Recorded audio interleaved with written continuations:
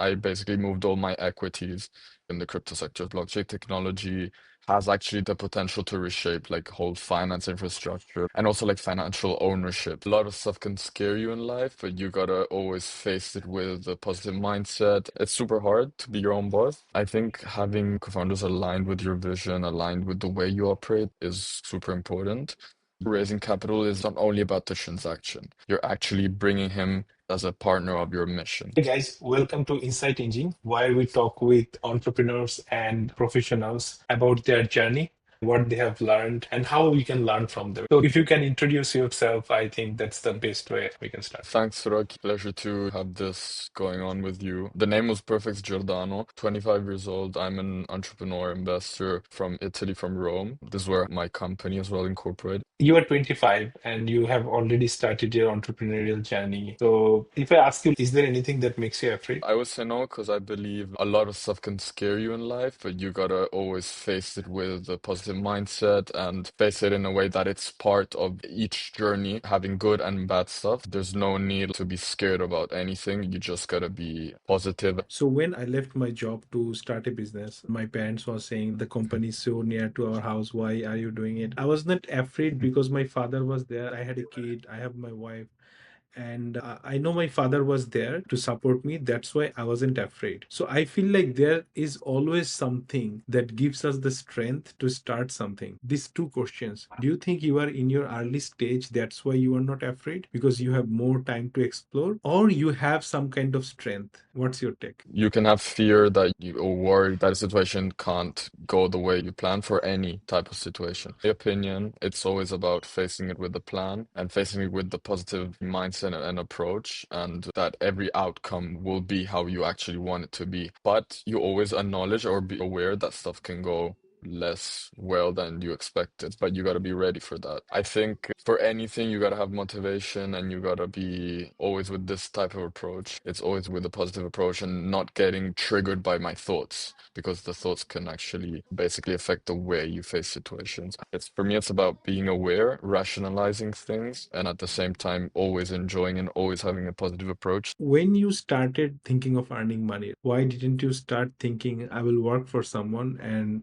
for yourself? What's the difference in that for you? Is it money or freedom, or you want to be your own boss? Uh-huh. So, what do you think? So I think this is completely different for each person. It depends what happened in your life, resources you have, how you worked on yourself. I believe I'm at this point in my life because I went through a process working on myself during the years, considering everything that can happen in your life. You group it as well, but then you work on yourself and you have a vision from the beginning. This characterized my path. I think this is what can help you do things better. It depends what you've done. It's not easy. It's super hard to be your own boss, to have your own objectives, goals. Each of us has a better path which you build on your own. Gaining experience by working in a corporate situation, you build a lot of experience there, and then you can eventually become your own boss and build your own company. If you're okay being like failing again and again, because That's sometimes what it people is. don't like it, that's why they want to have the experience and still That's they what it may is. fail. Exactly. Failure is everywhere. The thing is that obviously each in life can have its own good and bad aspect. Thing is that you always gotta be ready for the days where it's up and we're down, especially when you're one day's 100, one day can be zero. So you gotta be ready for that. You also have a co-founder with you Yeah. doing business. Yeah. So I will share a bit of my journey with co-founders and then I will ask you. It's very interesting that I had a co-founder and then it didn't work out because the way he thinks is completely different. It happened two times. One time I had to buy him out. And now I'm running my own show and I'm quite happy with it. For, how is it like someone complimenting you or is it really important? It's a combination of factors. I could already see what was going to happen. I think having co-founders aligned with your vision, aligned with the way you operate, the way you are, is super important. So it should be the vision, like in what we are trying to change. Money should be byproduct. And the second part is if we really trust each other, there shouldn't be any question. It should be like marriage. If I'm going out and you are always asking me, are you with someone or what, then it will not work. If Yeah. I'm doing something, you have to trust me on that. And you are doing something, I have to trust you on that. Into investing, you are at like very early stage of your life? Like investing is more analytical, understanding what Absolutely. will work, what will not work. How have you started doing it? What inspired you to be an investor? I've been quite interested in the world of finance basically since I was like 18, 19. I started getting interested, which in my opinion is still late. You can do it earlier, but that's where stuff started. With the resources that I had, I started executing some operations, some investments, basically in 2020, 2021. So here we're talking about my personal investments in the public market.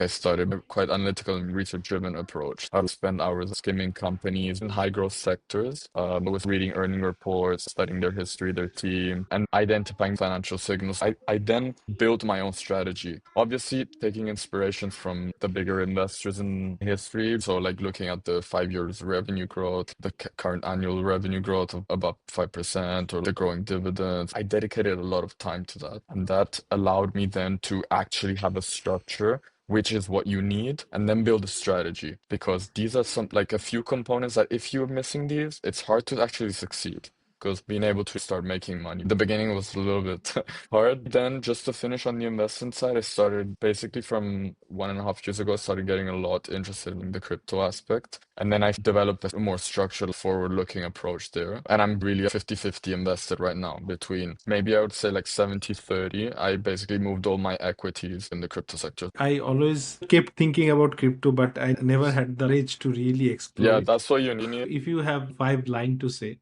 only 5 lines, to convince me, everyone should be convinced by themselves. What I had, it was a lot of curiosity.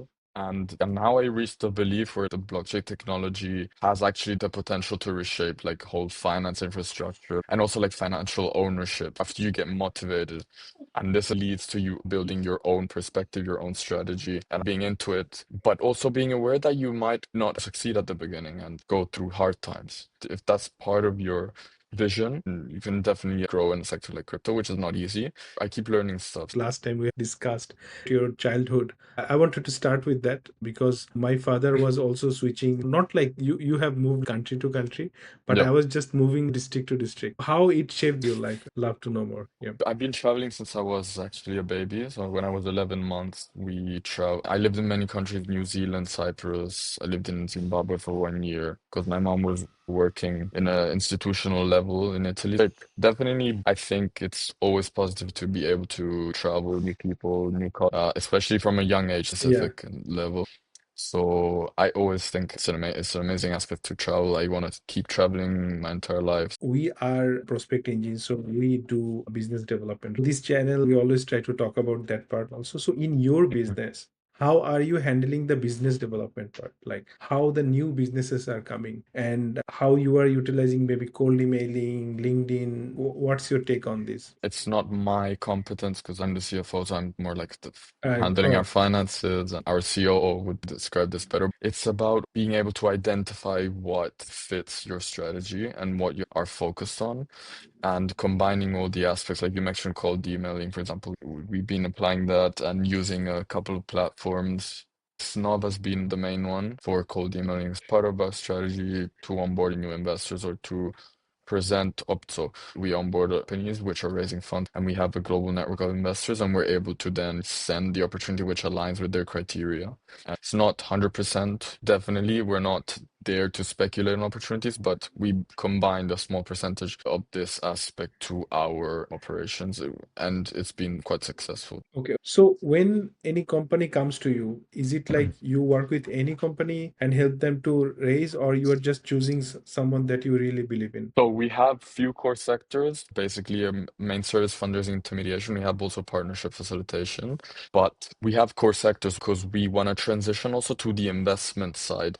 So for now, we're not writing Okay. checks yet. We're doing intermediation, but next year we're looking to do intermediation, but also to write checks. So core sectors, we don't work with any company. We have core sectors being mainly blockchain, AI, fintech. These are the main ones we that focus on and the main companies we work with. There has to be a little bit of a niche down. The beginning was like finding opportunities, but then with time, you're able to identify where you're better, what interests you the most, and where you're actually most successful. So we've been closing deals in these sectors, and that's why we've been niching down to these main sectors. I'm planning to actually invest in farming. Why I'm planning to do this, because I'm also building my own SaaS, because I'm trying to automate our whole business with that. Even if we are failing with that in the market, I'm happy that it will be automating my company. So that's fine for me. Recently, I'm going through a lot of podcasts related to it. Industry leaders in AI, their prediction is people will become bored because too much AI is doing too much of their work. They will have a lot of free time. I will have a land where I'll be farming. You can collect tomatoes, this and that, and there will be also fish ponds. You can bring a fish, and then you gather it in one place and you go to the kitchen. There will be the restaurant part. You give it to them. They cook those fresh ingredients, and then you can choose spice this level. So this is what I'm thinking. My kids, I don't want to involve them in digital business. When I was a kid, I started using phone later in my life. So I was just always playing with my friends. So when you guys are investing, is it only you guys are investing in digital companies, or there are something like this? How are you looking at this investment part? Because when AI is moving, for example, if you build some kind of agentic AI, and maybe the next day ChatGPT is launching a new feature that's killing your business immediately. All your users can just use ChatGPT, where maybe you were charging more. So the any SaaS can die anytime. For example, there was an app that used to allow you to use iPad as external monitor. And then suddenly Sidecar came inbuilt, then that product died immediately. So how you look at it? I guess this is the risk of doing business. A competitor can come in, especially the big companies which have more resources. They can come in and either steal your solution. I don't think there's anything that will replace completely everything. You can look at ChatGPT, for example. Can you say that it replaced Google? No. Can you say it will? Potentially, but I don't think there's one solution that will replace whatever is out there. Coming to your question, do we work with companies only in the digital space? I would say not only. For example, we're working with a company that basically works on, it's a lot of AI, but it's drones. It's a physical thing for delivery. They're based in the US. So we don't work only with companies here. It's also, for example, with another company, so they related to depression, develop a device which you can have its own benefits to work on the depression aspect for people. So yeah, it's on both sides. So say I'm running a SaaS company and I'm looking for funding. Why do you think I shouldn't do it myself? Take your help. What is the difference? Yeah, this is a point that can be raised. So what makes our service special right now, it's because we do have a really global network of investors. So it's not just a network. It's a network of people that we know personally, professionally. And that's where once, we onboard a company which aligns with our criteria, that's where we start working with them. And quite often companies seek, for example, for our service because it is a hustle. It requires time, it requires effort, it requires finding the contacts, building the human relationship aspect. So we've been from the beginning basically operating on a success model, which we will never change. Why? Because it's that we are able to do the work that we do, and we've been demonstrating it by finalizing the deal that we're working on. Great. So if there is one suggestions that you want to give to the startups, also me, before raising funding, how we should prepare ourselves. For an example, I also want to raise fund, but not now. Getting more traction. I feel like if I try to raise fund and if I able to, then I have to give a lot more equity. I need to wait a bit more and keep fighting by myself. And then once I'm tired of fighting, maybe I can get some support to scale. What do you think? Yeah, this is a super question because raising capital is not only about the transaction, it's actually about finding a long-term alignment with someone which is an investor and the value that they can apport to your operations. If you receive capital from someone which is an investor, you're actually bringing him as a partner of your mission. I think this is one aspect. Another aspect when raising capital, it's about having a clear vision of what is your roadmap and making sure that the capital you receive actually aligns with what you want to do and the goals that you want to achieve and the situation that you want to reach. So not objectivize it too much, but actually consider it as something that can apport immense value to what you're doing, but not only on a monetary aspect, but it's actually who's coming in and the value that it can apport to your company. Then you have also all the technical aspect. You have to be ready financially. What are the documents you have? What are you going to present to the investor for his analysis? You have to have everything ready. Your legal aspects, your financials, your whole fundamental documents that the investor has to Yeah. themselves. Yeah. Thank you, Giordano, for all these insightful, and thank you for joining. Good luck with your journey. and see you next time in another podcast. Any last word for our audience or any shout out to how they can reach out to you? Thanks, Sorok. It's been a pleasure. I was really looking forward to this because I really enjoyed our first conversation as well. To the audience, my contact is basically my company is GLZ Global, and you can find me on LinkedIn or on Instagram, wherever to connect. But yeah, it's been good. Okay, Thank thank you. you.